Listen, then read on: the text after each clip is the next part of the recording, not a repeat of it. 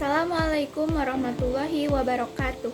Perkenalkan, nama saya Rosa Novianti Ismaya dengan NIM 24010119 dari Prodi Bimbingan dan Konseling. Pada kesempatan ini, saya akan mempresentasikan teori belajar sosial Albert Bandura, struktur kepribadian, dinamika kepribadian, dan perkembangan kepribadian untuk memenuhi tugas UAS mata kuliah teori-teori kepribadian. Selamat menyaksikan. Oke, langsung saja ke pembahasan yang pertama, yaitu biografi Albert Bandura. Albert Bandura lahir pada 4 Desember 1925 di Monterey, Kanada. Ia dikenal sebagai tokoh utama dalam psikologi yang mengembangkan teori belajar sosial. Bandura mengawali perjalanan akademiknya di University of British Columbia dan kemudian meraih gelar PhD di University of Iowa. Selama karirnya, ia menulis buku-buku penting seperti Social Learning Theory dan Self-Efficacy, The Exercise of Control. Bandura juga menjadi presiden American Psychological Association dan menerima berbagai penghargaan atas kontribusinya dalam psikologi. Pembahasan yang kedua yaitu teori behavioristik menurut Albert Bandura. Teori pembelajaran sosial merupakan perluasan dari teori belajar perilaku yang tradisional yaitu behavioristik. Teori pembelajaran sosial ini dikembangkan oleh Albert Bandura pada tahun 1986. Teori ini menerima sebagian besar dari prinsip-prinsip teori-teori belajar perilaku, tetapi memberi lebih banyak penekanan pada kesan dari isyarat-isyarat pada perilaku dan pada proses-proses mental internal. Nah, jadi dalam teori pembelajaran sosial kita akan menggunakan penjelasan-penjelasan reinforcement eksternal dan penjelasan-penjelasan kognitif internal untuk memahami bagaimana belajar dari orang lain. Nah, di sini juga Bandura memiliki pendapat atau asumsi tersendiri dalam kaitannya dengan hakikat manusia dan kepribadian. Asumsinya itu adalah yang pertama, manusia pada hakikatnya adalah makhluk yang sadar, berpikir, merasa, dan mengatur tingkah lakunya sendiri. Dengan demikian, manusia bukan seperti pion atau bidak yang mudah sekali dipengaruhi atau dimanipulasi oleh lingkungan. Hubungan antara manusia dengan lingkungan bersifat saling mempengaruhi satu sama lainnya. Yang kedua, kepribadian berkembang dalam konteks sosial, interaksi antara satu sama lainnya. Dengan demikian, teori kepribadian yang tepat adalah yang mempertimbangkan konteks sosial tersebut. Selanjutnya, Bandura dan teori belajar sosial. Sejumlah ahli psikologi percaya bahwa para penganut teori perilaku behavioristik pada dasarnya benar ketika mereka mengatakan bahwa perkembangan dipelajari dan dipengaruhi secara kuat oleh pengalaman-pengalaman lingkungan. Akan tetapi, mereka juga menilai Skinner telah bergerak terlalu jauh dengan menyatakan bahwa kognisi tidak penting dalam memahami perkembangan. Untuk itu, lahirlah teori belajar sosial, yakni sebuah teori perluasan dari behaviorisme yang menekankan pentingnya perilaku, lingkungan, dan kognisi sebagai faktor kunci dalam perkembangan. Salah seorang arsitek utama teori belajar sosial versi kontemporer adalah Albert Bandura, pakar psikologi dari Stanford University.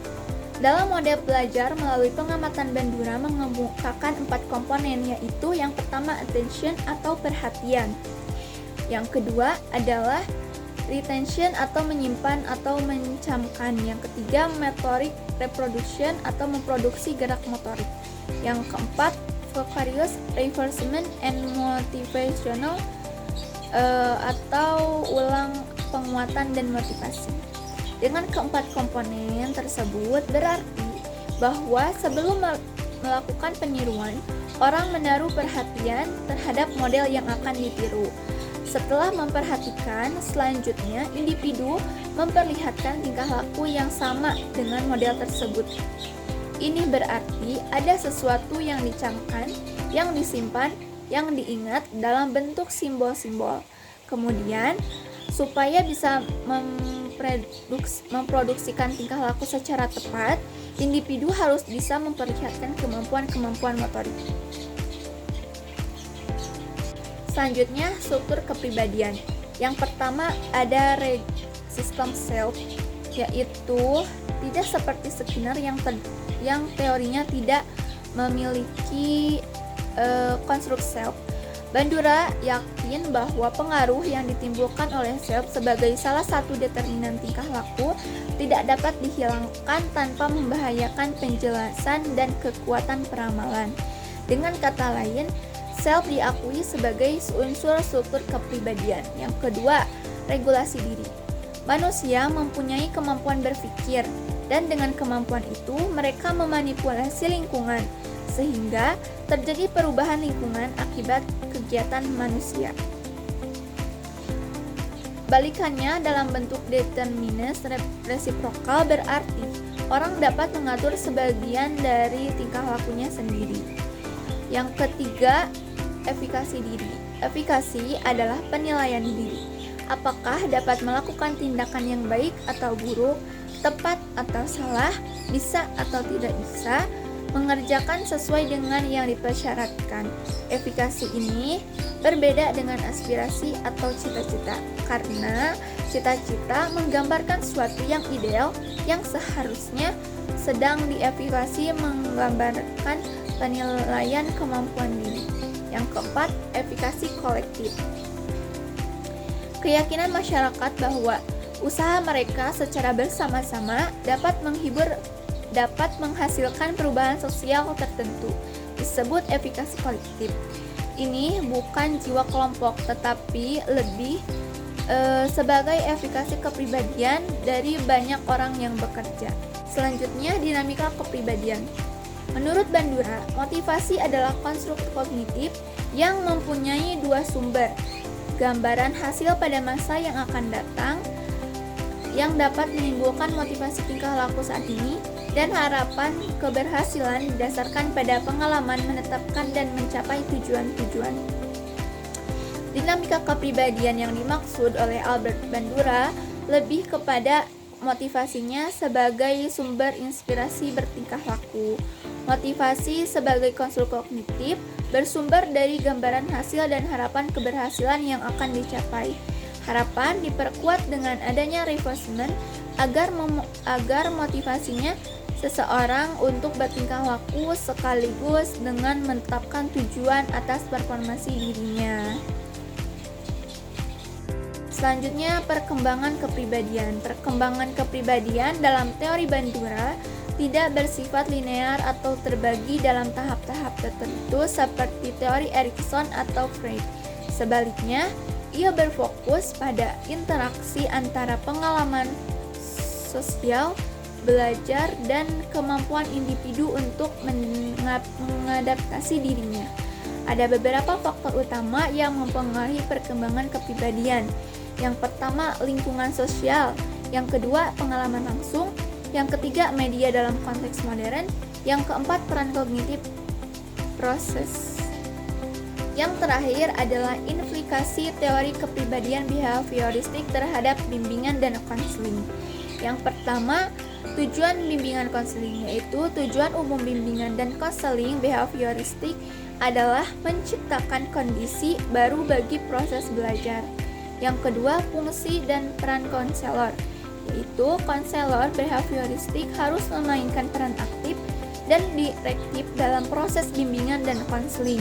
Konselor behavioristik berfungsi sebagai guru, pengarah, dan seseorang ahli dalam mendiagnosis perilaku yang salah, dan ahli dalam menentukan prosedur perbaikan yang diharapkan yang mengarah pada perilaku baru yang sesuai.